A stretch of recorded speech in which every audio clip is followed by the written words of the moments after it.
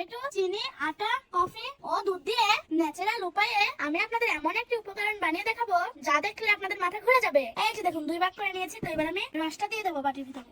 টমেটোর রসটা বের করে নিয়েছি, তো এবার আমি মিশ্রণটা তৈরি করে নেব। প্রথমে আমি 2 চামচ টমেটোর জুস নিয়ে নেব, তারপরে 2 চামচ খাঁটি দুধ দিয়ে দেবো। আপনারা অবশ্যই চেষ্টা করবেন খাঁটি দুধ দেওয়ার জন্য। এবার ভালোভাবে গুলিয়ে নেব। তো গুলিয়ে নিয়েছি, এটা আমি সাইডে রেখে আমি আরেকটা মিশ্রণটা তৈরি করে নেব। তো আরেকটা বাটি নিয়ে নিচ্ছি, তো এবার নিয়ে নেব 2 চামচ আটা, তারপর নিয়ে নেব 1 চামচ কফি, এবার দিয়ে দেবো 2 চামচ টমেটোর জুস।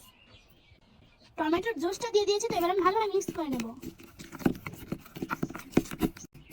এখানে আমি নিয়ে নিয়েছি টমেটোর জুস, তো এবার আমি এখান থেকে 2 চামচ চিনি অ্যাড করব। তো এবার আমি ভালোভাবে মিক্স করতে থাকবো, যতক্ষণ আমার চিনিটা না গলে ততক্ষণ আমি মিক্স করতে থাকবো।